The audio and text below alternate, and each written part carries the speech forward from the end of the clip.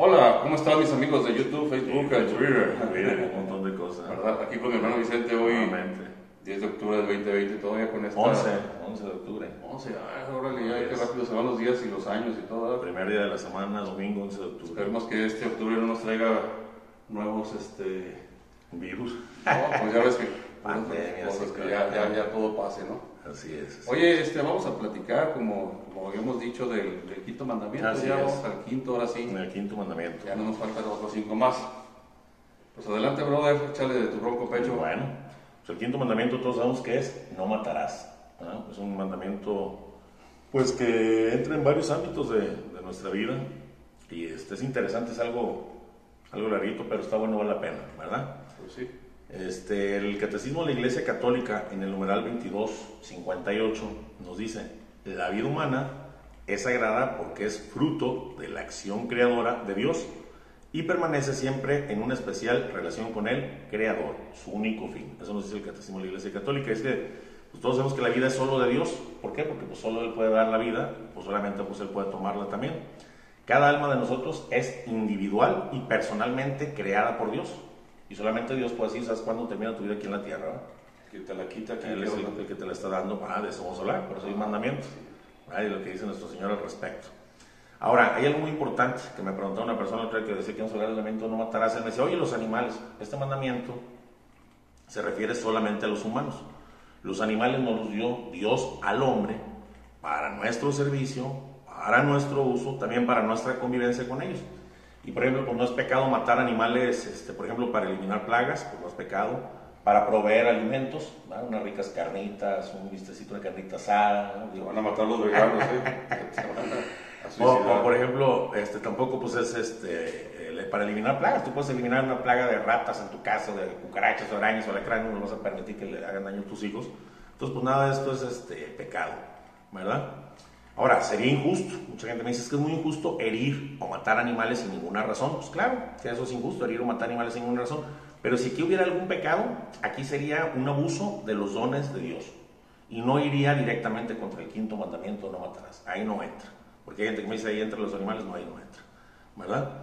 Nosotros sabemos que solo Dios es dueño de la vida, desde su comienzo de la vida, desde el seno de la madre donde está un hijo engendrado, hasta el final. Y nadie tiene derecho de matar de modo directo a un ser humano que sea inocente. Nadie tiene ese derecho.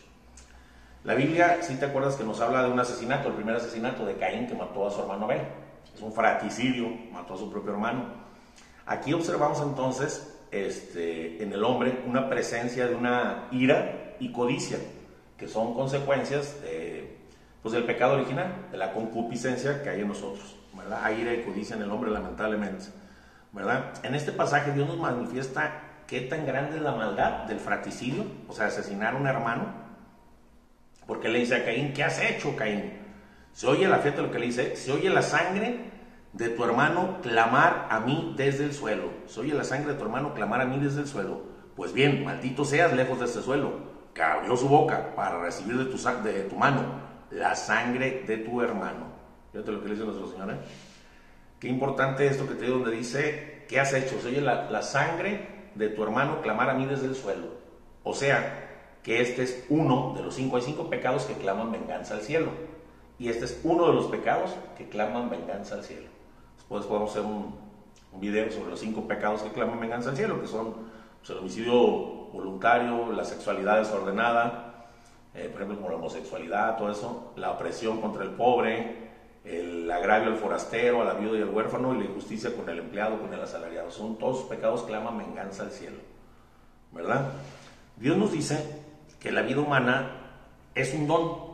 Él nos dice que es un don divino, un don que nos dio, pero también nos enseña Dios que en todos los hombres existe en nosotros una violencia interior fratricida, ¿sí? Que mata a sus propios hermanos. Y por eso nos advierte en la Sagrada Escritura. Él nos advierte en la Sagrada Escritura, nos dice, yo les prometo reclamar su propia sangre. Quien vertiere sangre de hombre por otro hombre, será su sangre vertida, porque imagen de Dios hizo él al hombre. Fíjate nomás, a imagen de Dios hizo al hombre. Entonces nos advierte que como todos hay esa tendencia a asesinar a un hermano, pues todos somos hermanos, somos hijos del mismo padre, se llama fratricidio, ¿eh? Sobre todo también los parientes. como en el caso de Caín y Abel, él dice que invierta sangre de un hermano, su sangre será vertida. Eso se da muchas veces cuando hay herencias y todo, que Pues por muchas terminan cosas. matándose por Nuestra propia familia, ¿verdad? Su propia familia. Así es. El homicidio voluntario de un inocente es totalmente contrario a la dignidad del ser humano, ¿verdad? Y también es totalmente contrario a la santidad de Dios. Y este mandamiento nos obliga a todos, a no matarás es a todos. Ahora, ¿qué hay, por ejemplo, de matar en defensa propia? ¿Eso es permitido? ¿Matar en defensa propia? Pues sí, ¿no? Sí. Te vayan a matar a ti. Así es. Que Bueno, me muera yo, que abuelita, se muera mi abuelita, que se muera mi abuelita. Bueno, Oye, sí, matar a otro solo si un agresor amenaza la vida de uno, o la de un tercero. Si amenaza tu vida, lo de un tercero, y matarlo es el único modo de detenerlo, sí se puede matar y no es pecado. Incluso, fíjate, es permisible matar también a un criminal cuando amenaza con tomar o destruir bienes de gran valor. Si explico, tu propiedad, tu casa, tu dinero, sales del banco con todo, llevas todo tu patrimonio, y si te quieres robar eso, que es todo tu valor, todo lo que tú tienes, incluso puedes defenderte y llegar hasta matarlo. No es la intención matarlo, pero defenderte. Y si en la defensa resulta muerto, bueno. pero ¿quién te dijo eso que no es pecado? Bueno, pues eso lo puedes checar el magisterio de la Iglesia Católica, lo puedes checar en un libro que se llama La Fe Explicada, y ahí viene en el número, en la página creo que es como la 172, 173, hablando del quinto mandamiento, en La Fe Explicada, y no me acuerdo del autor, ahí lo puedes buscar por La Fe Explicada y ahí te van a decir, viene el magisterio, para defender tus bienes. Por eso, cuando el criminal amenaza a destruir esto, tus bienes, ya ves que los policías de repente pues, tratan de evitarlo, se supone, ¿no? Entonces un policía que defiende tus bienes, los bienes materiales de tu casa, y la única manera de defenderte es, no queriéndolo hacer, pero la única manera es para poder detener a estos criminales es matándolos, no pecan los policías. Por ejemplo, los militares vamos a hablar. Que se van a la guerra y eso. Así es. Vamos a hablar de toda la guerra, de la paz, un montón de cosas. Digo que es un tema que está un poco amplio, pero está muy interesante. Muy bien. ¿Verdad? Ahora, la defensa propia solo se aplica cuando se es víctima de una agresión injusta. Si alguien te agrede injustamente, ahí se aplica la defensa propia. Por eso, por ejemplo, ¿te acuerdas de los duelos? Oye, nos retamos un duelo. Nos vamos a matar. Es que quiero defender supuestamente mi honor y que me dijiste de feo. Y que sabe que, pues eso no es defensa propia, porque no se está siendo víctima de una agresión injusta, ¿verdad? Por eso la Iglesia excomulga a todos los que participan en un duelo, tanto a los combatientes como a los que están ahí de testigos. Ya ves que los padrinos, los testigos y aquellos mirones que no hacen nada por detenerlo también. Eso era antes. También. No, de repente hay gente que todavía se reta. Sí. Se retan a duelo. Digo, ya no es tan público ni nada porque los meten a la cárcel, pero sí hay gente que sigue retando duelo, y esa es comunión inmediata, ¿verdad? Órale. Para todos los espectadores que van a ir a ver el chisme también y que no hacen nada por detenerlo, pues también es un pecado grave contra este mandamiento, ¿verdad? Ahora, por eso decíamos que cuando se es víctima de una agresión injusta, tampoco puedo matar yo a otro, por ejemplo, para salvar mi vida. Hace cuenta, voy en un barco y naufraga el barco y nada más quedamos dos en una isla y nomás hay alimento como para 15 días, pero digo, para una persona, porque dos, a lo mejor no me alcanzan, entonces lo mato para quedarme con la comida y sobreviví yo. Eso no se puede matar porque él no está haciendo un agredor injusto conmigo, ¿verdad? Entonces en este tipo de casos pues no se puede matar, sería un pecado mortal, ¿verdad? Ahora tú sabes que cuando uno se defiende pueden suceder dos cosas. Una, pues lo primero que queremos es salvar la propia vida, ¿no? El defenderte. Pero hay una consecuencia que puede pasar, ¿y cuál es? Pues la muerte del otro, ¿no? Que muera el agresor. Aunque aquí la intención sea solo la primera, yo tengo que tener la intención de defenderme y salvar mi vida, no de matarlo.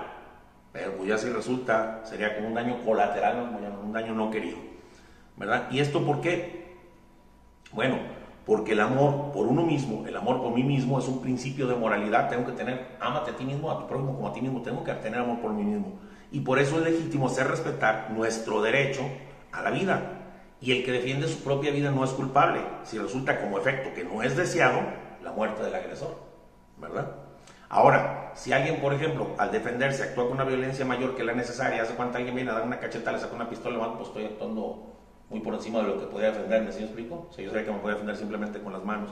Si alguien para defenderse actúa con violencia mayor que la necesaria, entonces es una acción ilícita, es un pecado, ¿sí? Pero si al de defenderse cualquier gente usa una violencia moderada, normal, no teniendo la intención de matar al otro, pero resulta muerto el agresor, pues la acción sería lícita, porque pues es mayor la obligación de cuidar mi propia vida que cuidar la vida del agresor. Esa es mi mayor obligación, ¿verdad? Ahora, además, fíjate que la legítima defensa no es solo un derecho personal, sino que es un deber para el responsable de la vida de otros. Ahorita estamos hablando de los policías. Es un deber para muchos. Bueno, si yo, por ejemplo, yo voy a defender la vida de mi esposa y la vida de mis hijos, hasta con mi propia vida y hasta si resulta el otro muerto. Pero también hay gente que se dedica a esto, como tú dices, los policías, los militares, ¿verdad? De la defensa. La guerra, sí, así es. Aunque ellos no les hayan hecho nada, pero ellos traen la orden, ¿no?, de matar. Así es. La defensa debe ser de estos policías, por ejemplo, hasta poner al agresor, al que está agrediendo a las personas, en una situación de no poder causar más daño. ¿Sí? Por eso, los que tienen la autoridad tienen el derecho de repeler el ataque del agresor, incluso con armas, como te digo, como los policías y los militares, ¿verdad? Ellos para eso se le están pagando, y más que pecado, pues están haciendo un bien a sus hermanos, ¿verdad? Ahora, ¿qué digamos de la pena de muerte? La pena de muerte, bueno, pues aquí te voy a decir lo que dice el Catecismo de la Iglesia Católica en el numeral 2267. ¿Tú no estás de acuerdo con eso? Yo no estoy de acuerdo, Te voy a decir lo que dice la Iglesia, y ahorita me dices tu comentario. La Iglesia Católica en el numeral 2267 dice, a ver, permíteme, vamos a ver lo que nos dice la Iglesia Católica. Dice, durante mucho tiempo, el recurso a la pena de muerte por parte de la autoridad legítima, después de un debido proceso, fue considerada una respuesta apropiada a la gravedad de algunos delitos y un medio admisible, aunque extremo, para la tutela del bien común. Hoy está cada vez más viva la conciencia de que la dignidad de la persona no se pierde. Nosotros decimos, tenemos derecho a la vida y tenemos una dignidad humana, y lo que no atenta contra el atentar contra esa vida es atentar contra la dignidad humana. Bueno, pues esta dignidad humana no se pierde, ni después de haber cometido crímenes. La dignidad humana ahí está, porque fuimos creados directamente por el Creador, nuestro, como vimos al principio, nuestro cuerpo, nuestra alma, y Él decidirá cuando salimos de este mundo. Vea lo que sigue diciendo, dice, además se ha extendido una nueva comprensión acerca del sentido de las sanciones penales por parte del Estado. En fin, se han implementado sistemas de detención más eficaces que garantizan la necesaria defensa de los ciudadanos. ¿Se explicó? Están las prisiones, está el aislamiento, una isla, no lo sé. Hay incluso ya ves a los secuestrados esto que los ponen en unos cuartitos que no salen más que media hora al día. Se han implementado cosas que garantizan la seguridad de los demás. No es necesario matarlos. Pero luego salen y vuelven. No, espérame. No es necesario matarlos. Sobre todo, por eso para eso están estas normas y estas leyes. Que sabes que si es una persona que va a ser siempre un agresor injusto para todos y un peligro, no lo dejan salir. Por eso existe la cadena perpetua. Espérame, déjame terminar lo que dice esto. Dice que garantice la necesidad de defensa de los ciudadanos, porque al mismo tiempo no le quitan al reo la posibilidad de redimirse definitivamente. El reo se puede redimir estando en prisión, y aparte es una expiación de su propio pecado. ¿Sí me explico? El sufrimiento, que es que tú no sabes lo que es una persona que están en prisiones donde salen media hora al día nada más, están aislados solos. Se vuelven locos, no hablan más que con las paredes. O sea, aún así es peor que la muerte, yo pienso. Algunos preferían que los mataran. Entonces dice aquí el Catecismo, por tanto la Iglesia enseña, fíjate lo que dice, enseña. Es lo que dice la Iglesia, nuestra madre Iglesia y nuestra religión. Ahora tú ya me dices lo que tú dices. Por tanto la Iglesia enseña a la luz del Evangelio que la pena de muerte es inadmisible, porque atenta contra la inviolabilidad y la dignidad de la persona, y se compromete la Iglesia con determinación a su abolición en todo el mundo. Ante la luz del Evangelio no es permisible, ante los ojos de nuestro Señor. Tú ya puedes pensar otra cosa. Entonces yo, como quiero ir siempre conforme lo que diga mi Señor, porque creo que no soy más grande ni más sabio que Él, entonces voy de acuerdo que no es buena la pena de muerte. Pues sí, pero en ciertas formas, si una persona va y mata a tu hijo, y luego sale y vuelve a matarte a otro hijo, espérame, pero es que ahí sería porque la ley no está actuando como debe de actuar. Ya, si te voy a cerrar y que sale media hora y al rato vuelves a salir, vuelves a hacer lo mismo. O sea, eso ya es cuestión de la persona y de la ley primero. Segundo, si una persona mata a mí, pues incluso el Papa Juan Pablo II, al que lo mató, al que lo quiso matar, perdón, que le disparó, fue a su propia celda, lo absolvió y lo perdonó. Pero eso ya son otros temas. Bueno, estamos hablando de lo que dice la Iglesia, eso es lo que dice la Iglesia, y eso es lo que dice su amigo Kiko. Estaba viendo que hay un país, no me acuerdo cuál es, que había muchos asesinatos y violaciones y todo el rollo. Entonces dijo el presidente de ahí, ¿saben qué? De aquí en adelante no tenemos por qué estar manteniendo gente que sale y vuelve a infringir las leyes, a matar y a violar. Y empezó a matarlos, a darles fusilamientos y todo. Es el país más... Puedes dejar las puertas abiertas y todo, no te roban, no te matan, no nada. Bueno, es una ley de hombre contra una ley divina. Yo apoyo a la ley divina, ¿tú? Yo también, pero bueno, pues también dices, bueno. ¿qué onda? O sea, bueno, Dios sabe por qué hace las cosas. Bueno. Ok, sigamos. Entonces, hay una cosa, el pecado grave de ese mandamiento es el homicidio voluntario. ¿Sí me explico? Voluntario. Este mandamiento condena este homicidio voluntario y tanto condena al que mata, como al que le detiene la pata, ¿verdad? Tanto condena al que mata como a los que cooperan también a matar a alguien, cometen un pecado, aunque no lo maten directamente, pero si cooperan ya sea con dinero, de cualquier manera, en un consejo de lo que, como hayan cooperado para matar al otro, también cometen un pecado que clama venganza al cielo. Lo dice nuestro propio Señor en palabras de él, ¿verdad? Y además de esto, lo que es el infanticidio, o sea, los matar a los niños, el fratricidio, los hermanos, el parricidio, los padres, el homicidio a los hombres, o el asesinato que se ha dado mucho ahorita entre cónyuges, entre esposos y esposa, aparte... Pusieron el cuerno... Sí, por lo que sea, pero aparte de ser Oye, si te ponen el cuerno, ¿no es pecado? Claro que es pecado mortal, tú no tienes el derecho a quitar la vida a nadie, de privar a nadie. Si te ponen el cuerno, bueno, habrá muchas razones, ya sería otro tema. Tú fallaste, falló ella, hay ciertas cosas, y existe el perdón. Bueno, ahorita vamos a hablar sobre la ira precisamente, de la ira cuando es un pecado mortal y cuando no. Vamos a ir a todos esos puntos, ¿verdad? Bueno, te digo, el que mata a su esposo, por ejemplo, y a un hijo, a un papá, a una mamá, son crímenes especialmente graves porque destruyen vínculos en la sociedad, ¿sí me explico? Destruyen familias completas. O sea, yo por ejemplo mato a mi hermano, te mato a ti, el problema va a ser que va a repercutir en mi mamá, si yo voy a la cárcel, mi papá, o tengo que andar yendo, mi esposa, mis hijos. O sea, es una situación tremenda cuando sobre todo es con algún familiar, se le añade eso, ¿verdad? Y esto pues no puede ser pretexto ni por las preocupaciones, por ejemplo, por las que vamos a ver ahorita, que se llama eugenesia o salud pública. Ninguna de estas puede justificar ningún homicidio voluntario. Ahorita sí, por ejemplo, lo que te digo, por ejemplo, de la salud pública, aunque lo ordenaron las autoridades. ¿Sí te acuerdas qué pasó en China cuando empezó el coronavirus? Pues empezó a morir la gente. No, pero los detenían y los mataban. ¿Sí veías los videos? Sí, llegué a ver los videos. Los agarraban a los enfermos y los detenían y los mataban por cuidar la seguridad pública, la salud pública, y eso tampoco es permitido, es un pecado mortal. Y a los que les ordenan hacer eso también cometen pecado mortal. Si explico, aquellos que los mataron, que me ordenó el gobernador, tú también cometes pecado mortal, no tienes por qué obedecer ese tipo de cosas, porque va directamente contra la dignidad del ser humano. Por eso me refiero, no puede ser justificado el homicidio voluntario ni siquiera por cuestiones de salud pública, de eugenesia, nada, por ningún tema, ¿verdad? Además, este mandamiento también condena provocar indirectamente la muerte de una persona, al exponerla sin razón a un riesgo mortal. Si explico, tú no puedes exponer a alguien a un riesgo mortal, porque también cometes un pecado grave. Cometes una falta grave contra este mandamiento.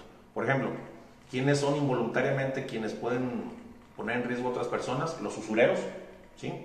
Los acaparadores, o sea, los usureros que prestan interés altos y dejan a la gente ya sin dinero para que puedan comer, le quitan, lo privan de su propiedad. Los acaparadores que guardan todo el alimento y todas las cosas para que suban de precio, ¿verdad?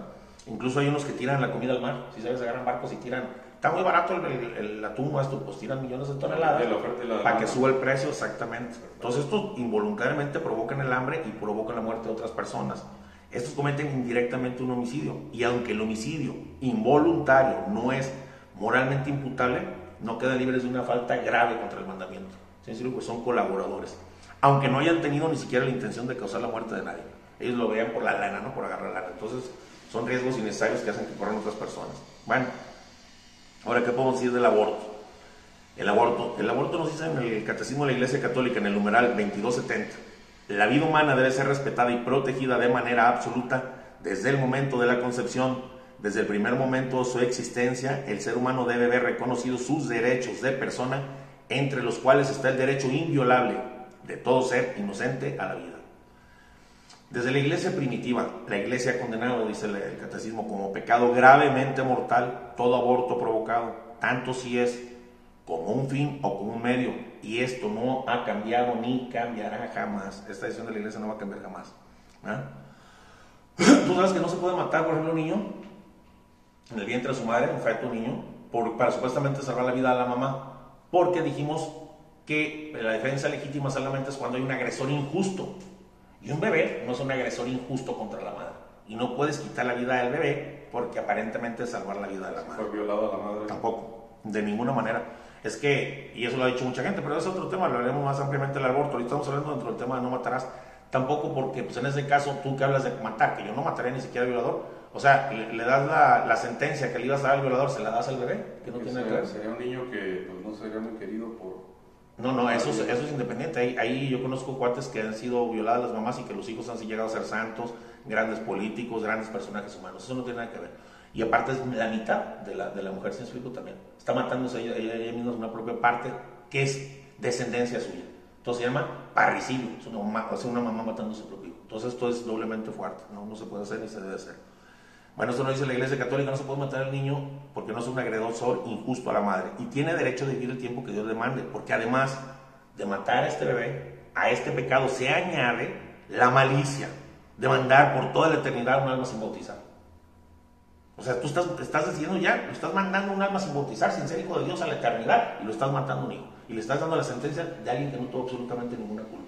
No es un agresor injusto, ¿verdad? Bueno. No hay que buscar al violador y matarlo. Tampoco, meterlo a la cárcel. Y hay leyes y hay todo. Por eso te digo, si nos dejamos guiar por las leyes de los hombres, tenemos sus pedazos. Por eso el mundo cada vez está tan mal. Porque la gente ya se ha dejado guiar por las leyes de los hombres y no por las leyes de Dios. Los pueblos que se manejan conforme a la ley de Dios son pueblos felices, son pueblos prósperos, ¿verdad? Entonces por eso estamos como estamos. Bueno, el niño tiene el derecho de vivir el tiempo que Dios le dé de vida. Además, te digo que se añade mandar al alma por toda la eternidad sin bautismo, ¿verdad? Ahora, aquí también peca quién más, pues el papá, si es que consiente esto. Pecan los médicos que operan a esta mujer, pecan las enfermeras que asisten al médico, pecan todos los que participan en el aborto, pecan. Y todas estas personas, desde el que abortó, el papá que concedió, la enfermera, los doctores, los que la aconsejaron, todos inmediatamente por la Santa Iglesia, para que vean la malicia de pecado, quedan ipso facto excomulgados. No pueden comulgar. Ipso facto. Y este tipo de pecados no los puede perdonar cualquier sacerdote, los tiene que perdonar un obispo o alguien especial que haya puesto el Papa para esto, el aborto. Es un homicidio grave. Aquí te está manifestando la Iglesia Católica que es la voz de Dios. ¿Qué tan grave es esto? Para que veas que entonces no hay que nivelar eso, no tiene nada que ver. No puedes atacar o ofender o atentar contra Dios. Entonces, si algún día te pasa algo malo, pues a sacrilegios y vete contra el Señor. Sería menos a matar al niño. ¿Me explico? O sea, no podemos irnos contra Dios, ¿verdad? Bueno, Dios les ha confiado a los hombres la visión de conservar la vida del hombre, del propio hombre. ¿Te acuerdas? Él le preguntó a Caín, oye, ¿no está tu hermano? Dijo, ¿qué acaso yo soy el custodio de la vida de mis hermanos? Y al final vamos a ver que todos vamos a responder que sí, ¿verdad? Dios nos ha confiado la vida a los hombres, a todos los hombres nos ha confiado la misión de conservar la vida de nosotros y la de nuestros hermanos. Y por eso debemos proteger con el máximo cuidado desde la concepción a los bebés. Porque tanto el aborto como el infanticidio, como matar a un niño pequeño, son crímenes que claman venganza al cielo, pero doblemente abominables a los ojos de Dios, ¿verdad? Por eso la Iglesia los excomulga a las personas que están en esto. El derecho humano a la vida debe ser reconocido y respetado por la sociedad civil y por la autoridad, pues este derecho de la vida no está subordinado ni a las personas, ni a los papás, y mucho menos a la sociedad de Estado. Mi derecho a la vida no está subordinado a mis papás, ni al Estado, ni a nada. Ahora sí, pero como yo estoy vivo, entonces sí, pero yo fui igual. Entonces, el derecho a la vida no está subordinado ni a las personas, ni a los papás, ni a la sociedad, ni al Estado, ¿verdad? Este derecho pertenece a la naturaleza humana como hijos de Dios que somos, y es un derecho esencial que está mucho más allá de la nacionalidad que seamos, de la religión que seamos, de la raza que seamos, de la orientación sexual. Más allá de todo eso está primero el derecho a la vida. Todo ser humano tiene derecho a la vida y la integridad física desde el momento de la concepción hasta el momento de su muerte natural. Porque hay leyes que, por ejemplo, aplican, no, pues para los de tal raza o para los de tal condición, no. Cuando una ley priva a una categoría de seres humanos, a esta categoría, los que vienen mal, se les va a hacer así, se les va a privar de esto. A los que son de este color, se les va a privar de esto. A los de tal estrato social, se les va a privar de eso. No, cuando una ley priva a una categoría de seres humanos de la protección que se debe a la vida, se quebrantan los fundamentos mismos del Estado de Derecho. Porque el principal derecho es siempre el derecho a la vida. Entonces, si no, todo lo demás está quebrantado y no sirve para nada. Este respeto y protección a la vida desde su concepción, por eso exige que existan leyes penales para los que violan esto. ¿Se explico? Leyes penales. Bueno. Vamos a irnos rápido, pues son varios puntos. Vamos a hablar de la eugenesia, ¿verdad? Y ya sé quién es mi tía Eugenia, no, la eugenesia. Mi tía Eugenia. La eugenesia es, ahorita vamos a ver lo que es y lo que está permitido. Bueno, la eugenesia, el diagnóstico prenatal antes de que nazca el bebé, cuando es un feto, es lícito y se puede hacer siempre que respete la vida y la integridad del feto en el vientre de la madre y se oriente nada más a su protección o a su curación. Pero no es lícito hacer un examen prenatal con la idea de que si el niño viene mal o algo lo voy a matar. ¿Me explico? No es lícito cuando según los resultados se contempla la posibilidad de un aborto. Pues la existencia de una malformación, una enfermedad hereditaria no debe equivaler nunca a una sentencia de muerte. Oye, los doctores ven en esa cosa que le ponen a la mujer en la panza y ven, oye, aquí hay una malformación y hacen una intervención, hacen un diagnóstico prenatal y empiezan a investigar más a fondo el bebé, pero para curarlo, no para matarlo. Decir, no, es que ya viene muy mal, entonces hay que desecharlo. Eso no. Si se hace así, no es lícito, ¿verdad? La existencia de una malformación o enfermedad, te digo, hereditaria no debe equivaler a una sentencia de muerte. Eso no, nunca. También es lícito las intervenciones, porque hay operaciones que se le hacen a los bebés en el vientre de la madre. También son lícitas las intervenciones sobre el feto, siempre que respeten la vida. ¿Verdad? Que respeten la vida del feto, que respeten su integridad y que no sea expuesto a riesgos desproporcionados.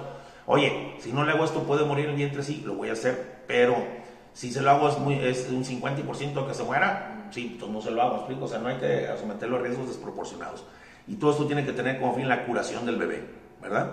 Otra cosa, porque eso es la eugenesia. La eugenesia lo que trata de cuenta de hacer seres superiores y desde el vientre de la madre modificarlos y desde todo ese tipo de cosas, eso trata la eugenesia.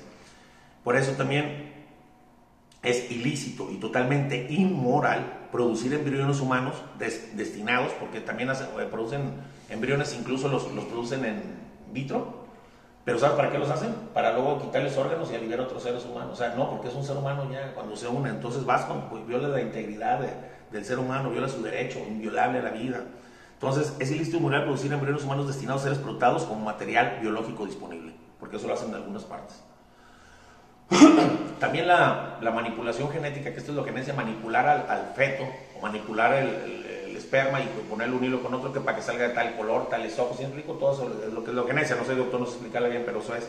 La manipulación genética para producir humanos que sean seleccionados en cuanto a sexo o otras cualidades o características, va contrario, ¿sí? Va contrario a la dignidad personal del ser humano y a su propia integridad y a su propia identidad, ¿verdad? Eso es la eugenesia. También es un pecado, ya ven lo que sí es pecado y no. Ahora, la eutanasia, porque aquí entran muchas cosas, lo que te digo, la eutanasia, ¿qué es? Pues matar al cuate que está enfermo para que no sufra. O sea, mismo, ¿no? O sea, ya también ya está una ley. Allá en Europa vi un programa de un señor muy grande, en donde el señor estaba sufriendo ya mucho, ya tenía muchos problemas y se fue a ese país a hacerse la eutanasia. Bueno, y todos a ver esto. Y inclusive se reunió con música clásica y todo.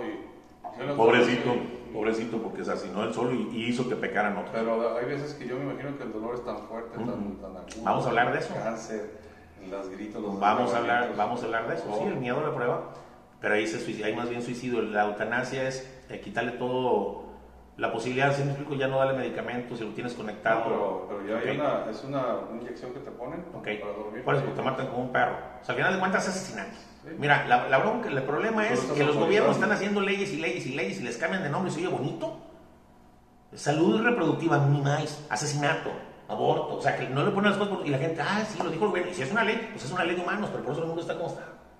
Porque ya no nos fuimos detrás del creador, nos fuimos detrás de la criatura. Por eso, qué bueno que estamos viendo esos temas para que la gente entienda. ¿Cómo se llama? La eutanasia es matar a un enfermo, que es incurable ya, ¿no? Para acabar su sufrimiento.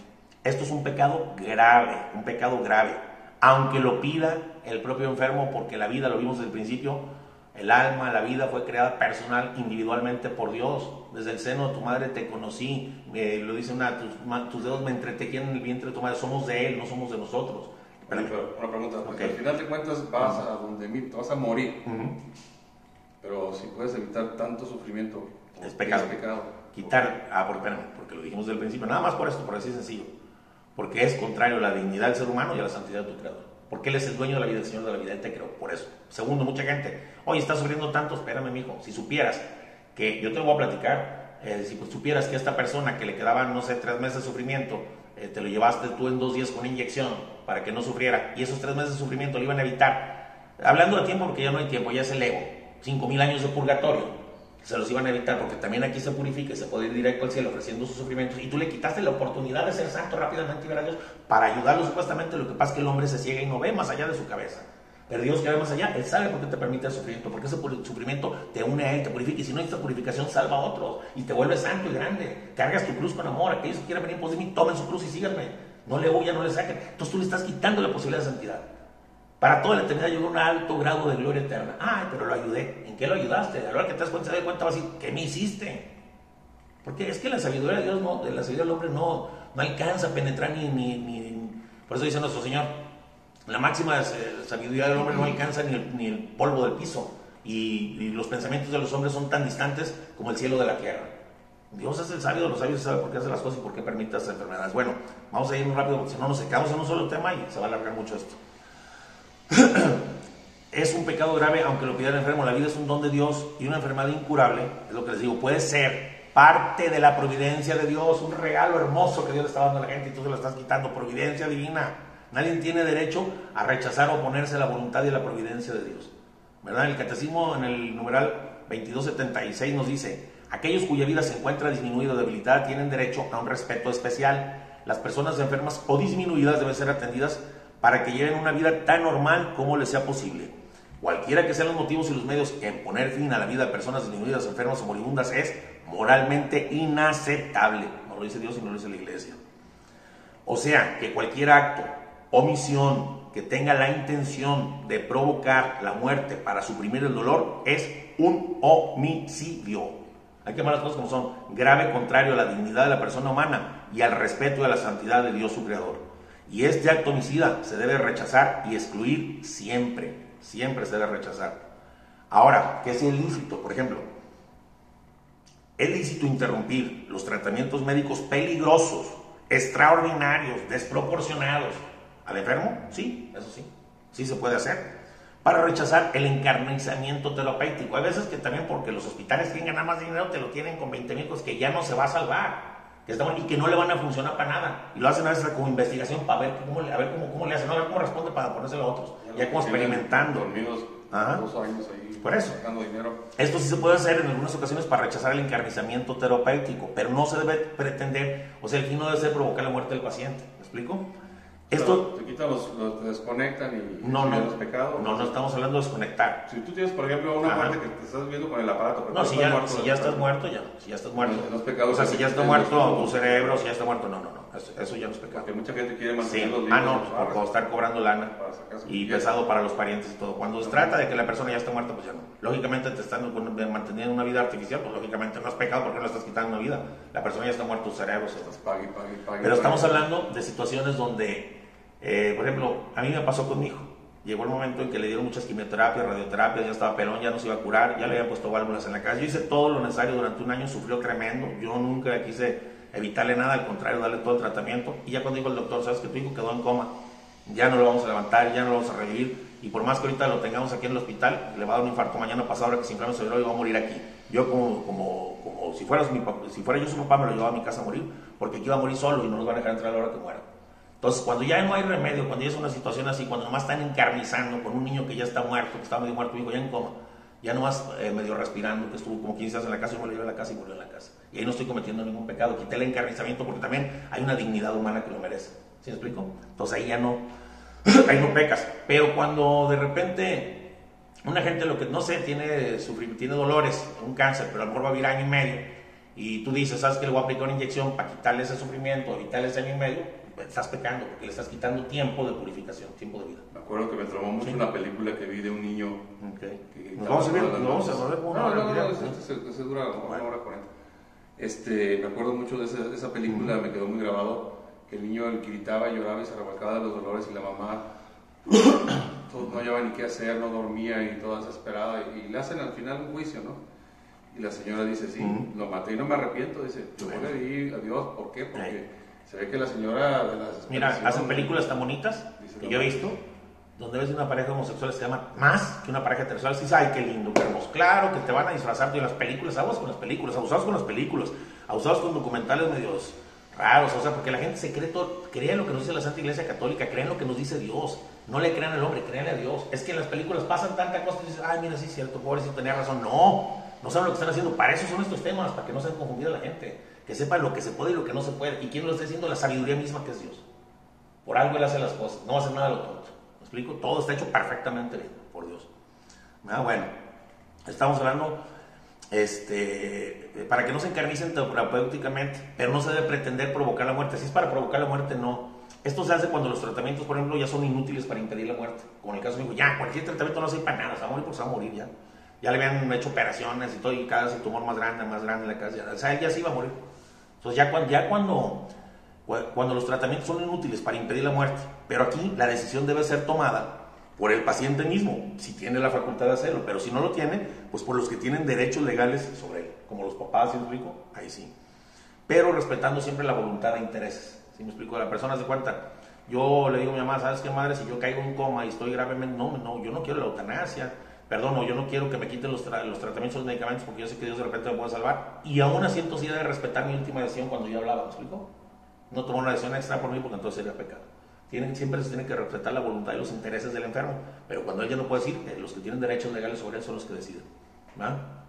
Lo que se puede interrumpir, perdón, lo que no se puede interrumpir cuando la muerte ya es inminente, cuando ya se va a morir de todos modos, son los cuidados, como el uso de analgésicos para quitarle los dolores. Incluso si una persona está sufriendo mucho y tú le estás dando analgésicos para evitar dolores, incluso que estos analgésicos puedan hacer que en vez de durar mes y medio, dure un mes, 10 días, que puedan acortar, que puedan dañarlo, enfermarlo más, pero bueno, estás protegiendo su dignidad que tiene también como para no tener tanto sufrimiento. No lo estás matando, no le estás poniendo inyección, pero sí darle lo necesario para que no sufra tanto, ¿verdad? Como analgésicos, y eso está permitido por Dios y por la iglesia. Y eso no se les puede quitar, ¿verdad? Esto es conforme a la dignidad humana. Pero siempre todo debemos de ver que lo que no se ha pretendido es la muerte. Si lo de esto se va a morir más rápido, lo voy a hacer por esto. No, la muerte no es pretendida. Esto es cuando ya la muerte es inevitable, inminente. O sea, va a venir todos, tú sigues dando sus antibióticos, aunque eso corra el riesgo de que pueda cortar sus días. ¿Verdad? Pero tú ya no estás diciendo cuándo vive y cuándo no, tú no eres el dueño de la vida, el dueño de la vida es Dios, ¿verdad? Esto no se debe hacer nunca ni como fin ni como medio, sino solamente como reconocimiento. Estoy reconociendo inevitable la muerte, nada más. ¿Sí me explico? Bueno, ahora, ¿qué decimos del suicidio? El suicidio, porque también entra aquí, todos entran. El suicidio, bueno, en el catecismo, en el numeral 2280 dice, cada cual es responsable de su vida delante de Dios que se le ha dado. Él sigue siendo Dios, sigue siendo soberano y dueño de nuestra vida. Nosotros estamos obligados a recibir la vida con gratitud y a conservarla para su honor y para la salvación de nuestras almas.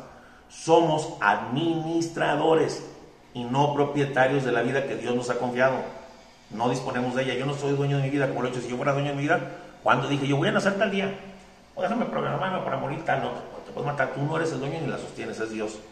El suicidio es contrario a la inclinación del ser humano por conservar su vida, es contrario.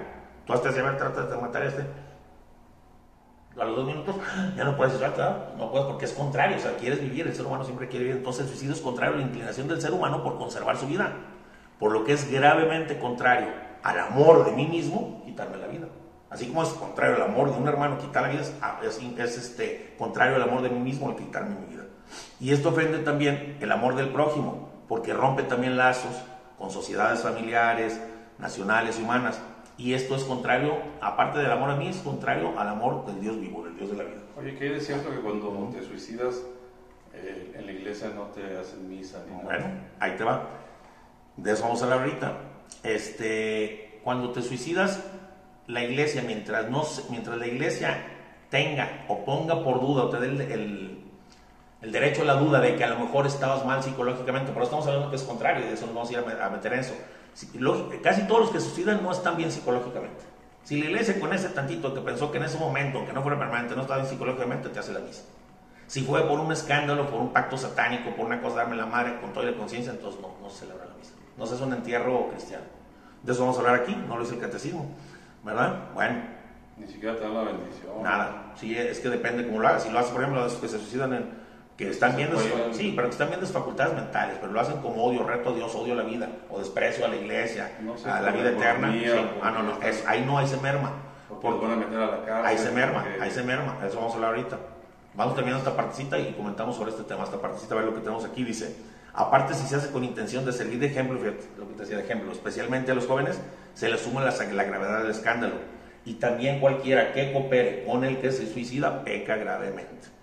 Aquí está, mira, por lo general los que se suicidan tienen trastornos psicológicos graves o angustias por el miedo a la prueba, al sufrimiento o a la tortura. Y esto puede disminuir la responsabilidad del que se suicida, no dice se la quita, puede disminuirlo. No sé si oye la palabra de la Sagrada Escritura que dice: aquellos que sabiendo esto pecan, recibirán muchos azotes, y los que no sabiendo pecan, recibirán pocos, pero no se les quita la responsabilidad total. Puede atenuar su responsabilidad ante Dios. Incluso también hay una misericordia muy grande, decía un padre: del puente al río, donde se avienta la persona, está la misericordia de Dios, que en ese momento le manda una elevación de conciencia y él dice nada más: Dios mío, perdóname y se salva, aunque tiene que pagar en el purgatorio. Y hablan gente que ha estado en el purgatorio, que una persona que se suicida a los 20 años iba a vivir hasta los 65, pues de los 20 a los 65 va a estar en el purgatorio, y que hubiera sido humanamente la tierra, comparativo allá. Y una vez que llegue a los 65, entonces es su juicio, y ahora sí le ponen su sentencia a purgatorio. O sea, ¿me explico? Imagínate la fría que está parando por miedo al sufrimiento aquí, que lo puede santificar y va a un sufrimiento peor allá. Entonces es muy tremendo esto. Por eso, al saber nosotros que si hay gente que tiene angustia por el miedo a la prueba, al sufrimiento, a la tortura, a la enfermedad, y disminuye su responsabilidad, nosotros no debemos desesperarnos nunca de la salvación de estas personas. A nosotros se nos han suicidado 2 tíos, y no debemos desesperar de la salvación, porque en el último momento Dios puede haber dado el don del arrepentimiento. Por eso la iglesia ora por estas personas, sobre todo sabiendo que no está viendo sus facultades. Por eso Dios es tan contrario el suicidarte a la vida, que tú no te puedes matar tapándote las narices. Porque el cuerpo siempre, hasta los gatos, los ratones quieren vivir y salvar, pues, ¿sí me explico? Hay algo que nos llevamos a la vida, entonces es tan contrario que para haberte suicidado, lo más normal y lo más natural es que tengas una afectación psicológica, ya sea temporal o momentánea. Entonces, sí es pecado, pero Dios te lo puede perdonar y la iglesia también. Aunque pagas carísimo. Pues yo decía no me acuerdo si Gloria Polo decía, es que si se suicidó a los 20 y va a morir a los 65, va a durar 45 años, comparados ya que son mucho más el tiempo, porque te das cuenta, un segundo en el purgatorio son como 1000 años aquí. Y ya que termine eso, apenas le van a dictar su sentencia para su purgatorio. O sea, imagínate qué brega. Entonces, bueno. Ahora. Te voy a hacer una pregunta que a lo mejor muchos te la van a hacer aquí en el Facebook. Ok, a ver, dime. ¿Quién te dijo eso? O sea, ¿quién escribió eso? Para el catecismo, mira. Pero nosotros, el Papa Juan Pablo II con todos los obispos. Es que ahí te va, hay algo que quiero que sepa la gente que me está oyendo. Lo que yo digo, sí, pero yo lo he dicho en todos los videos. Lo que digo yo, nosotros los católicos tenemos 3 fuentes. Una se llama magisterio, otra se llama tradición y otra se llama Sagrada Escritura. Magisterio, el Papa y todos los obispos que están en unión con el Papa, lo que ellos dicen, magisterio, lo que tú ates ato y lo que desates desato, magisterio. Tradición, le dijo San Pablo a Tito o a Timoteo, ve y diles todo lo que me has escuchado de palabra y de obra, que lo que me has dicho había escuchado de palabra, tradición viva de la iglesia, palabra que se pasa de los santos padres a los santos padres a los santos padres, apostólicos y sacerdotes. Tradición, por lo general la tradición de la iglesia, hay un compendio de la tradición de la iglesia católica que se llama Catecismo de la Iglesia Católica, de lo cual le estoy leyendo esto. Pero no hay un escrito de Dios que haya dicho esto es por esto y por esto, ¿no? O sea, lo que fue hecho por el magisterio, sí, por los papas, por los humanos. No, es que no, es que los humanos no están, es que mira, es que no me has dejado terminar. Estás ya como los hermanos Amparos, no dejan terminar, déjame terminar la tercera fuente y entonces te explico.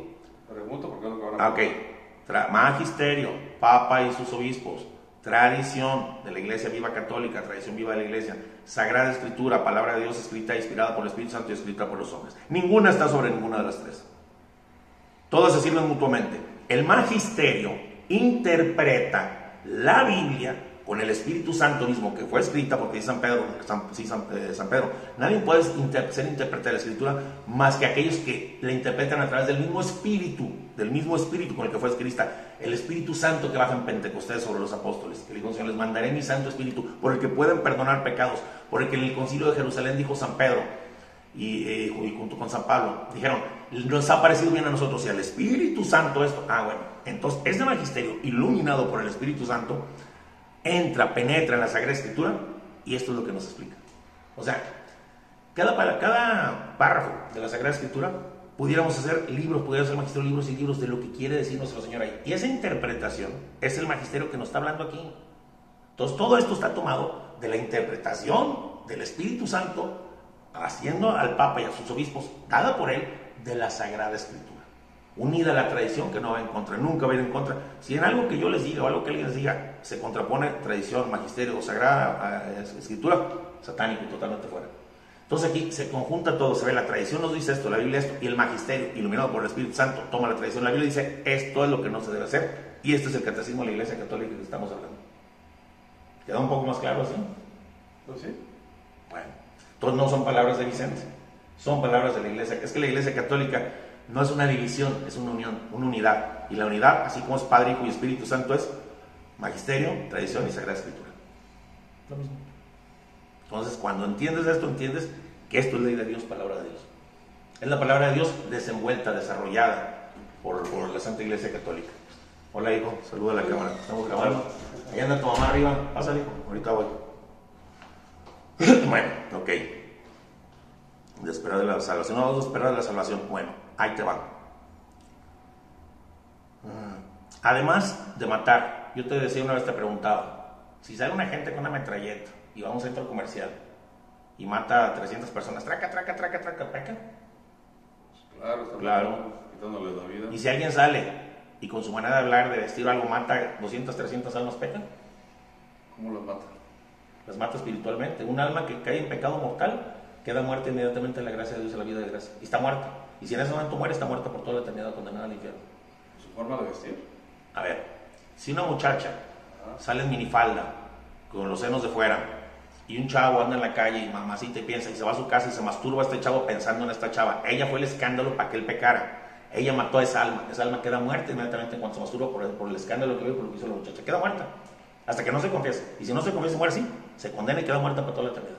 Entonces, esta mujer está matando, es un ejemplo de tantos, con su escándalo, con su manera de ser, está matando almas. Aquel que predica,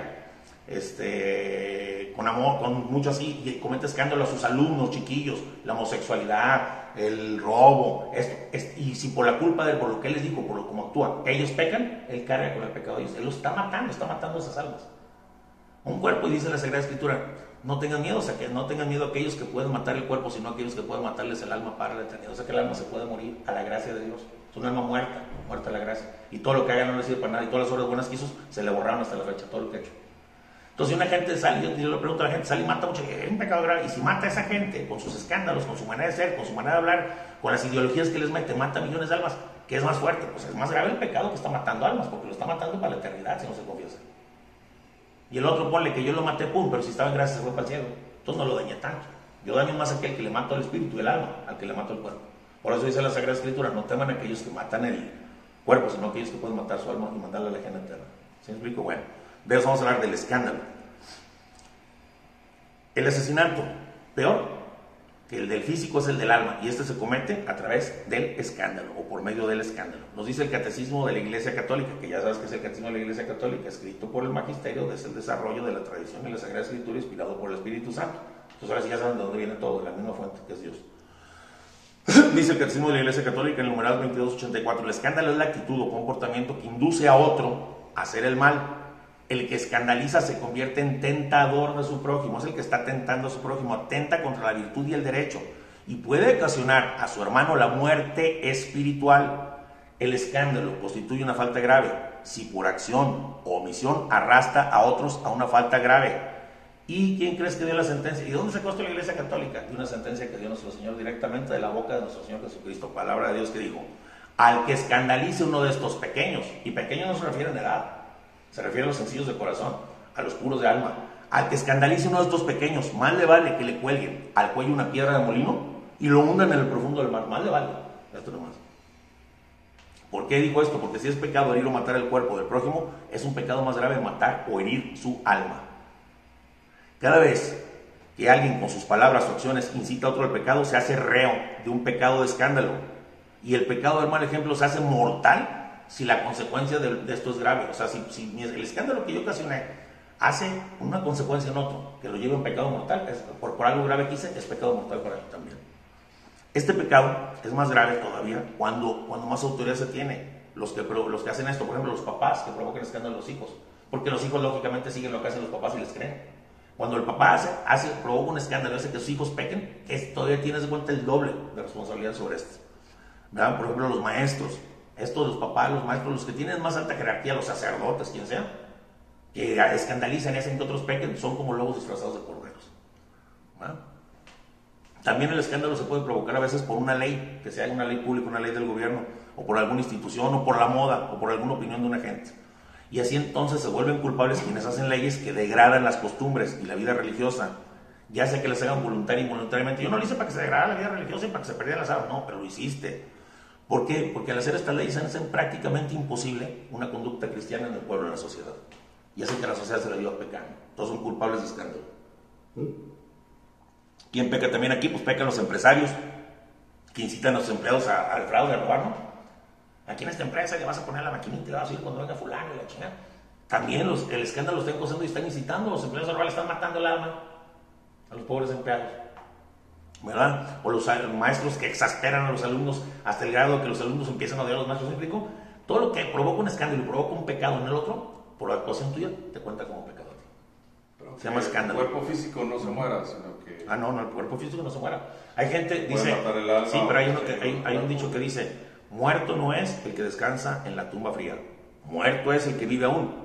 Muerto no es el que descansa en la tumba fría, sino el que lleva el alma muerta y vive aún todavía. Ese es un muerto. Bueno. Cualquiera que use de su poder que tiene para arrastrar a otros a pecar es culpable de escándalo y es responsable de ese mal que realiza.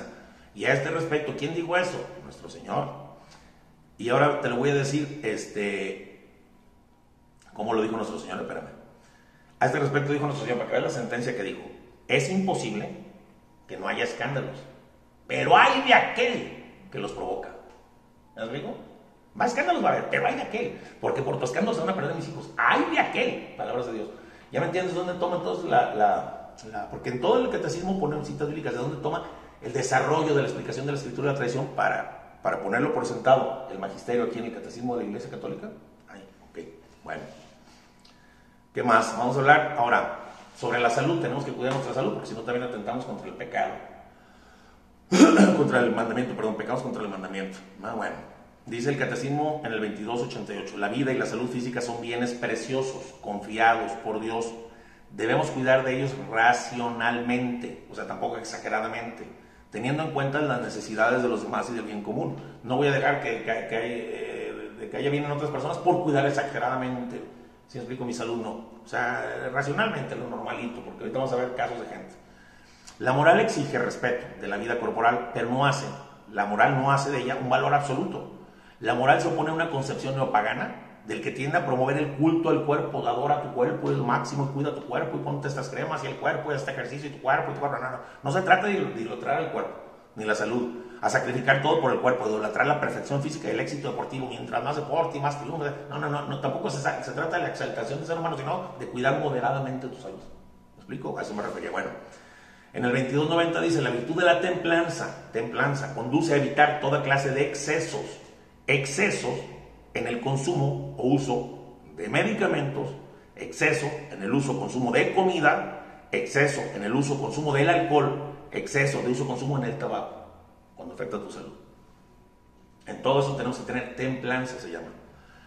¿Por qué? Dice, porque quien está en estado de embriaguez, por ejemplo, hay gente, aquí es otro caso, aquí me lo salté, pero bueno, hay gente que está en estado de embriaguez, o porque les gusta, no más por la embriaguez, porque les gusta la velocidad.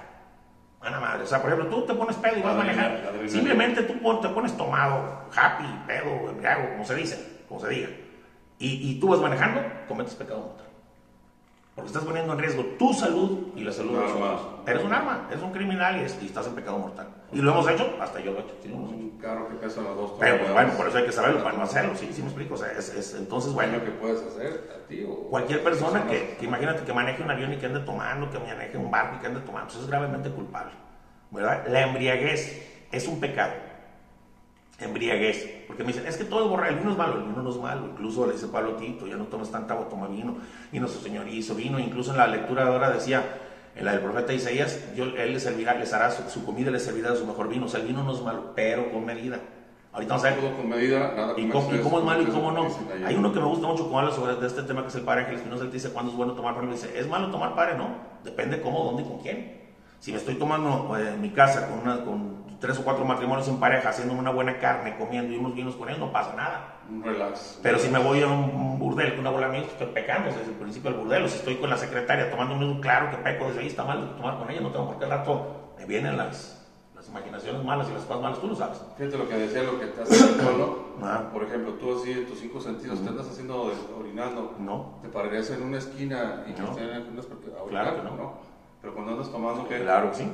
Por eso vamos a hablar, por eso estamos hablando de lo que es la embriaguez. Entonces, la embriaguez es un pecado. Y es que beber en exceso es pecado, primero porque perjudica la salud. Y el pecado de embriaguez se hace mortal cuando el que toma ya no sabe lo que hace. O hace lo que no haría en sus 5 sentidos. Ya cuando llegas a un grado que haces lo que no harías en tus 5 sentidos o no sabes lo que haces, estás en pecado mortal. O sea, estás perdiendo... ya no eres tú, estás perdiendo tu visión y puedes caer incluso también dice la escritura que eleva tu tendencia hacia la lujuria, el vino. Entonces hay que saber, no, por eso si vas a tomar, pues tómate un trago 2, 3 en la noche con tu esposa cenando y váyanse a dormir a gusto. Y las mujeres que se van a los bares, eso, se ponen en éxtasis. Entonces, tomar en exceso es malo. Incluso es que aunque no tomes en exceso, es pecado tomar. Si tú tomas diario, no tomas en exceso, pero tomas diario, pero esto interfiere con tus deberes hacia Dios. No voy a misa porque estaba tomando. Interfiere con tus deberes hacia tu familia. Cuando estaba con los amigos, dejé a mi familia y no la peleé. Tenía que este asunto hacerlo, no lo hice. O hacia el trabajo, ¿sí me explico? Si mis deberes me lo reduce esto hacia el trabajo, hacia la familia, hacia Dios, cualquier deber que me quite, cualquier responsabilidad, ya no me levanté porque estaba tomando. No, ahí se vuelve el pecado mortal. No debe interferir con tus actividades y con tus deberes hacia Dios, hacia la familia, hacia tu trabajo. Cuando ya interfiere, aunque no sea mucho, es pecado, ¿verdad? Bueno, yo por eso gente que toma, le digo, tómate, mira. O si escandalizas, si andas pedo y andas por ahí haciendo escándalos y desmanes, y pues la gente, y lo más eres una persona que predica, que te andan viendo ya, escandalizas y es pecadura. ¿Qué debe hacer una persona? Pues que tómate tus vinitos de gusto en una reunión, en tu fiesta, con tus hermanos, con tu madre, con tu esposa. Come. Aquellos que toman y que no quieren comer, que toman y no comen nada, pecan porque afectan la salud. Mientras tú estés tomando un buen vino con una buena comida, la comida te amortigua. O sea, hay maneras, hay situaciones. No estoy defendiendo diciendo que sea un borracho la gente, que va a decir, ay, se queda borracho. No, pero hay maneras de tomar. Su amigo. Hay maneras y para que no se nos pegue un pecado grave. Bueno. Igual, por ejemplo, en el cigarro, mucha gente es pecado fumar cuando dicen algunos sacerdotes que disminuye la responsabilidad porque es como una enfermedad. Cuando tú empezaste a fumar hace 30, 40 años, no sabes que era pecado y ya se te hizo como una dependencia, que sin ella a lo mejor causas más daño, andas iracundo y causas más problemas, pero entonces tiene que ser un tratamiento como una enfermedad y te disminuye la responsabilidad, no te la quita, pero te la disminuye. ¿Me explico? Para que luego digan, es que tú estás cambiando la palabra, yo no estoy cambiando ninguna palabra, digo lo que dice la Iglesia Católica. O sea que, cuando se vuelve una enfermedad, acomodando unas palabras, puede ser como una forma de suicidio, el tomar, el fumar, el comer, el comer de más, gula, aquellos que tragan así y grasa, todo, es que tendría que ser, pero también quienes están enfermados de la comida y tienen que ser, o sea, hay que ver, es que Dios no juzga todos los pecados como los hombres. Dios ve cómo empezó, por qué estás así, a lo mejor traes un problema nervioso, siempre cosas que los hombres no ven, este robó, los dos al bote, este 10 pesos, $1 millón, los dos al bote. No, Dios ve lo que hay atrás de ese pecado. Y entonces hay que dejarle a Dios ser Dios y juzgar a Él. Yo no puedo juzgar a nadie, tampoco le puedo decir es bueno, esto es malo. Yo le digo lo que dice la Iglesia Católica, nada más. Entonces hay cosas que atenúan la responsabilidad, como aquellos que estudian, atenúan la responsabilidad, el miedo a la tortura, la prueba del sufrimiento, atenúa, no se la quita. Igual que fuma, igual que toma, ok. Pero quiero que sepamos lo que se debe y no se debe hacer. Ya cada quien pues, es libre de hacerlo, ¿verdad? Pero por lo menos que sepamos cómo Dios nos maneja. Libre de llevar. Bueno, ok, ahora la droga, ¿qué nos dice la droga? Dice, el uso de la droga causa muy graves daños a la salud y a la vida, fuera de los casos en que se recurre a ella por prescripción terapéutica, y es una falta grave. La producción clandestina y el tráfico, porque incitan a prácticas gravemente contrarias a la ley moral. O sea, lo que es más grave es la producción clandestina y el tráfico cuando no se hace para medicamentos, en la droga. Ahora que vamos a ver rápido, ¿la experimentación humana está permitida en humanos? En el Catecismo de la Iglesia Católica, en el numeral 2292, nos dice: los experimentos científicos, médicos o psicológicos en personas o grupos humanos pueden contribuir a la curación de enfermos y progresos de la salud pública, pero no pueden servir para el bien de unos, perjudicando a otros, y menos con las ideologías no dominantes. ¿Sí me explico? Con las ideologías dominantes ahorita, que voy a experimentar con a ver si lo puedo volver de niña o niño, y ese tipo de tonterías. ¿Sí me explico? Nada que vaya contra la moral. Bueno, la ciencia tiene que tener como base el respeto de los criterios fundamentales de la moralidad. Deben estar al servicio de la persona humana, de sus derechos, de su bien verdadero integral, y conforme siempre esta experimentación al designio de la voluntad de Dios, no fuera de ella. Por eso, experimentar en el ser humano no es legítimo si hacen que el ser humano corra riesgos desproporcionados a la vida, o sea, que se pueda morir en experimentación, o a la integridad física o psíquica, o que queda medio mal por las intervenciones, por esos experimentos. Y tampoco es mucho menos conforme a la dignidad humana si esto se hace sin el consentimiento de la persona, ¿no? Porque hay quienes lo hacen así. Ahora, ¿qué podemos decir de los trasplantes y de las mutilaciones de órganos? Porque nosotros los hemos separado. No se puede, no, claro que sí se puede. El trasplante y la mutilación, ellos dicen que es un asesinato porque estás matando una parte de tu cuerpo. Vamos a ver lo que dice la Iglesia Católica. Dice en el 2296: es conforme a la ley moral siempre y cuando los riesgos físicos y psíquicos del donador son proporcionados al bien que se busca para el destinatario. Si voy a donar algo, pero me va a dejar loco para donar y salvar otro, no está bien, no es moral. Porque primero está mi vida y primero me amo yo. ¿Me explico? La donación de órganos después de morir es noble y es meritorio, pero no es admisible, es moralmente mala si el donante o representantes no dieron su consentimiento. Agarrar un cadáver de la calle y decía, me se acaba de morir, voy a donar los ojos y yo soy el doctor, no puedes. Porque no está dado el consentimiento y hay que respetar la dignidad del ser humano. Eso sería un pecado mortal, un pecado grave. Además, no se puede admitir la mutilación que deje inválido a alguien o pueda provocar la muerte, aunque sea para retrasar la muerte de otro. Yo no puedo donarle mi corazón a mi hijo porque está muriendo. Para retrasarle su muerte le doy mi corazón, ¿no? Pero no van a matarme para servir al otro público porque yo sigo teniendo la misma dignidad de ser humano. Es moralmente correcto extirpar un órgano para salvar la vida, como la amputación de una pierna o extirpación de un ovario canceroso. O sea, yo, por ejemplo, si tengo gangrena, pues me mochen la pata o la mano, me la mochen. Una mujer que tiene cáncer en sus ovarios, en su matriz, pues se la pueden extirpar y no es pecado. Y hay una religión que dicen que ni siquiera te pueden por eso los hermanos separados. Sí. Y para ellos no estoy refiriendo, y para la gente que se deja confundir por ellos. Muerto. Por eso, y para la gente que tú te puedes trasplantar todo que sea para el bien del ser humano, pero que no afecta al otro, ni psicológicamente, ni físicamente, está permitido por la iglesia. Excepto, por ejemplo, fíjate, esto sí. Si se hace esto sin necesidad de una mutilación, si se hace sin necesidad, como por ejemplo lo que ha pasado mucho ahorita, que se llama que se convierte en los No. El hombre que se opera para no tener hijos, ¿cómo se llama la operación? Sí. Bueno, no me acuerdo, que le cortan una venita. Si un hombre o una mujer se opera para no tener hijos, esto es un pecado mortal grave. Y este pecado no nomás lo lleva la persona en sí, sino que lo lleva el médico y los enfermeros que lo ayudaron. No se puede esterilizar a nadie, va contra la ley de la vida, va contra Dios, es un pecado grave. No me acuerdo los nombres de las operaciones, pero es una operación que se le puede hacer a un hombre o a una mujer para dejarlo estéril, es un pecado grave y va en contra de la santidad del Creador. Clase, la mujer. No me acuerdo. Bueno. Entonces, ni siquiera el gobierno puede esterilizar a los locos, a los violadores, a nadie, porque va contra la dignidad del ser humano. No pueden esterilizar a nadie. Entonces, digo, esto lo dice la Iglesia Católica. Bueno, ahora vamos a ver qué más hay sobre la muerte y el asesinato. Pues están los secuestros, está el terrorismo, está la tortura. ¿Qué dice la Iglesia de eso? Vamos a ver. En el Catecismo, en el 2297, dice: los secuestros o tomar rehenes hacen que impere el terror y mediante la amenaza ejercen intolerables presiones sobre las víctimas. Son moralmente ilegítimos. El terrorismo también, porque amenaza, hiere y mata sin discriminación. Es grave contra la caridad y la justicia. O sea, terrorismo, tortura. La tortura a una persona, aunque sea para saber si sacarle la verdad, la sopa, es mala. El terrorismo es totalmente pecado mortal. El secuestro es pecado mortal porque arriesga la vida de los que tienen secuestrados. La tortura que usa la violencia física o moral para arrancar confesiones, para castigar a los culpables, intimidar a los que se oponen, satisfacer el odio, es totalmente contrario al respeto de la persona y la dignidad humana, excepto los casos de prescripción médicas de orden estrictamente terapéutico.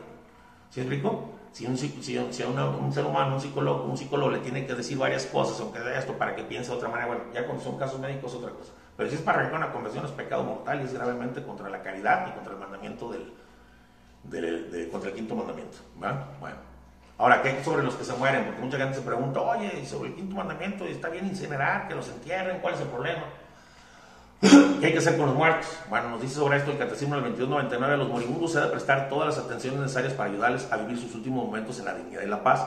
Deben ser ayudados por la oración de sus parientes, los cuales cuidarán que los enfermos reciban a tiempo los sacramentos que preparan para el encuentro con el Dios vivo. Y en el 2300, los cuerpos de los difuntos deben ser tratados con respeto y caridad en la fe y la esperanza en la resurrección. Enterrar a los muertos es una obra de misericordia corporal. La autopsia, ¿qué hay de la autopsia? Es permitida. La autopsia de los cadáveres es permitida siempre y cuando haya razones de orden legal, que sea legalmente porque la ley lo pide, o sea una investigación científica, está permitida. Ahora, y de la incineración, porque mucha gente es pecado, ¿no? La Iglesia permite la incineración cuando con ella no se cuestiona la fe en la resurrección del cuerpo. Hay gente que dice: a mí que me incineren, que ventan mis cenizas al mar, que al cabo no voy a resucitar, que hagan un cuadro porque mis cenizas no importan. Hay que tratar dignamente a esas cenizas y enterrarlas, ponerlas en un nicho, en una iglesia, con dignidad para que se ore por ellas. Y no como ese tipo de gentes que, creyendo en la reencarnación, pues incinerarme, al cabo voy a reencarnar. Mientras no sea así, la Iglesia lo permite y no es pecado. Si es de otra manera, pecas inmediatamente. A mí que me incineren porque yo no creo en la vida eterna, pues ahí estás cometiendo un grave pecado. Bueno, la autopsia de los cadáveres este motivo es admisible. Bueno, ok. Vamos a ver rápidamente lo de la guerra que me decía hace rato, para ya terminar con esto. El quinto mandamiento dice en el Catecismo, en el 2307, condena la destrucción voluntaria de la vida humana a causa de los males y de las injusticias que ocasiona toda la guerra. La Iglesia insta constantemente a todos a orar y a actuar para que la bondad divina nos libre de la antigua servidumbre de la guerra. Todo ciudadano y todo gobernante están obligados a empeñarse en evitar las guerras. Sin embargo, mientras existe el riesgo de guerra y falte una autoridad internacional competente y provista de la fuerza correspondiente, Una vez agotados todos los medios de acuerdo pacífico, no se podrá negar a los gobiernos el derecho a la legítima defensa. La legítima defensa la tiene nada más el individuo, no nomás el individuo, sino las naciones completas. Entonces no se le puede negar cuando se hayan hecho algunas cosas. Hay que considerar 7 elementos para que sea una legítima defensa, una guerra justa. 7, rápidamente. 1, si se hace necesaria para que una nación defienda sus derechos en materia grave. 2, que el daño causado por el agresor a la nación, a la comunidad de las naciones, sea duradero, grave y cierto. 3, si se realiza según las leyes naturales internacionales. 4, que todos los demás medios para poner fin a la agresión hayan resultado ineficaces. 5, que se reúnan las condiciones serias de éxito. 6, que el empleo de las armas no entrañe males y desórdenes más graves que el mal que se pretende eliminar. El poder de los medios modernos de destrucción obliga a una prudencia extrema en esta condición. Y 7, si se termina la guerra tan pronto como el agresor desista, ofrezca satisfacción, no lo va a seguir atacando. Entonces, de esa manera es una guerra justa. Ahora, para la mayoría de nosotros, ¿tú crees que vamos a investigar si la guerra de nuestro país contra otro, vamos a ver todos los temas si fue justo o no? Va a ser difícil. Pero, así como los hijos le dan a sus papás el beneficio de la duda en asuntos dudosos, nosotros tenemos que darle, como ciudadanos al gobierno, ¿cómo se llama? El beneficio de la duda. ¿Va? En el 2310, los poderes públicos tienen en este caso el derecho y el deber de imponer a los ciudadanos obligaciones nacionales, obligaciones necesarias para la defensa nacional. Nos pueden obligar a participar en la guerra, el derecho político. Pero el poder público debe respetar a quienes por motivos de conciencia rehúsan el empleo de las armas, aunque sí están obligados a servir de otra forma a la comunidad humana. Oye, yo no quiero la guerra, pelear con armas. Ok, mijo, pues te vas a limpiar el excremento, te vas a cocinar, te vas a hacer esto, vas a cargar las armas, ¿me explico? Estás obligado, no porque no vayas a usar las armas, yo no voy, no. Estás obligado a defender a tu país, como estás obligado a defenderte a ti, a tu mujer, a tus hijos y a tu prójimo. No se fuerzas. Bueno, ahora en una guerra se puede pecar. Un soldado que mata a alguien bien y todo por defender a su patria no peca, pero sí, de una manera se puede pecar cuando se abusa de los medios bélicos. Porque una vez que estalla la guerra, ya estalló la guerra. No todo es lícito entre los combatientes, no todo lo que se me pegue y me gana lo voy a hacer, no. Se debe respetar y tratar con humanidad a los que no son combatientes. Yo voy a ir a otro país, a los que no son combatientes los tengo que tratar con respeto y con dignidad. Y a los soldados que ya están heridos, aunque sean enemigos, con dignidad y con amor. A los prisioneros con dignidad y con amor, si no, sí se peca. Si explico, no puedo hacer lo que quieras. Las acciones contrarias al derecho de las personas son crímenes. Y una obediencia ciega no excusa a los que se someten a ella. Es que a mí me mandó el general, no, mijo.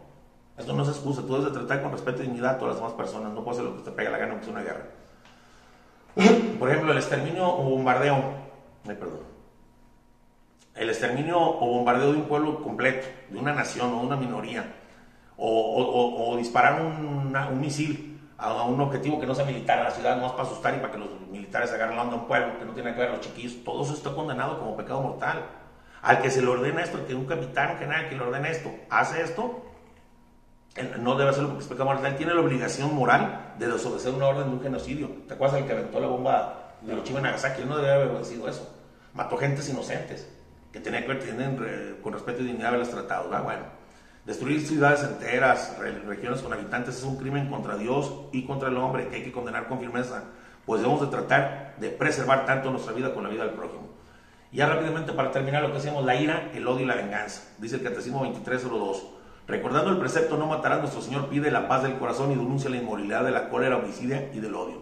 ¿Habéis oído que se dijo a los antepasados no matarás y aquel que mate será reo ante el tribunal? Pues yo os digo, todo aquel que se encolerice contra su hermano será reo ante el tribunal, pero el que llame a su hermano imbécil será reo ante el Sanedrín, y el que le llame renegado será reo de la ajena de fuego. De aquí desprende esto el Catecismo, dice, la ira es un deseo de venganza, y si la ira llega hasta el deseo deliberado de matar al prójimo, o de herirlo gravemente, es una falta grave contra la caridad y es pecado mortal contra este mandamiento. Porque el Señor dice, todo aquel que se encolerice contra su hermano será reo ante el tribunal. El odio voluntario es contrario totalmente a la caridad. El odio al prójimo es pecado cuando se le desea un mal o un daño grave, ¿verdad? Por eso, el mismo pelear, el odio, la ira que te hace pelear es pecado. Pelearte contra alguien de golpes es pecado. Lo estás poniendo en riesgo tu vida, tu salud, todo. Este mandamiento es pecado, además porque es un pecado contra la caridad también. Y es que el odio, la ira o la venganza llegan a causar, por lo general, siempre daño físico a otros. Son pecados contra la caridad estos dos y contra el quinto mandamiento, ¿verdad? También el odio, el resentimiento, que desea mal del otro y goza cuando sufre el otro, o la venganza, como buscar, me voy a desquitar por un daño que me hicieron, son, por lo general, pecados mortales contra este mandamiento. Ahora, ¿cómo sabemos cuando pecamos de ira y cuando no? Bueno, por ejemplo, si se tiene una ira que fue causada por una mala acción, Pero esta ira que tengo no está encausada a la persona, sino a la mala acción. ¿Sí me explico? Que hicieron, al pecado, lo que hicieron. Mientras no sea excesiva esta ira, no es pecado, es una ira recta, como la de nuestro Señor Jesucristo, que sacó a los cuartos del templo a latigazos. Y era una ira por el hecho que hicieron. Él amaba al pecador, pero detestaba el pecado, y esa ira es una ira recta, santa, ¿verdad? Ahora, la ira hacia alguien que hirió mi amor propio, por eso tengo mucha ira, pues es una ira pecaminosa. ¿Sí me explico? En general podemos decir que cuando nos enojamos o nos airamos por lo que nos hicieron a nosotros y no a Dios, nuestra ira no es recta. Debemos nosotros, como Dios, siempre detestar el pecado, pero amar al pecador, ¿verdad? Es una ley. La mayoría de los enojos o iras que pasan por lo general no son gravemente pecaminosas, porque son de esos momentos que de repente te hacen, ¡ay, me hirvió la sangre! Me hirvió la sangre, pero no fueron pensados, no fueron analizados, no hubo pleno conocimiento, pleno consentimiento de que era pecado, sino que son espontáneos. ¿Sí me explico? La mayoría de los corajes. Ahora, si nos damos cuenta que estamos llegando a enojarnos demasiado, esto puede llegar a ser pecado con esta ira, pero en vez de calmarnos, nos alentamos más, atizamos el fuego de la ira, ¡ay, me las va a pagar! Y esto, entonces es un pecado grave. ¿Sí me explico? O también, si sabemos que somos iracundos, que nuestro genio es fuerte, que nuestro genio es canijo, y no hacemos ningún esfuerzo para controlar nuestro genio, nuestra ira, es muy fácil que cometamos un pecado mortal. Entonces tenemos que tratar de controlar esto. Otros pecados también contra el quinto mandamiento, como te decía, pues el que conduce un carro con imprudencia a altas velocidades, comete, aunque no esté tomando, comete pecado grave, pues arriesga la vida de otros. Quien conduce cualquier cosa que ponga a otros en riesgo, ¿verdad? Ahora, ¿qué más pues pecado? Pues por ejemplo, tú tienes una enfermedad que sabes que es curable y no asistes al médico, pero te puede matar esa enfermedad, también es un pecado.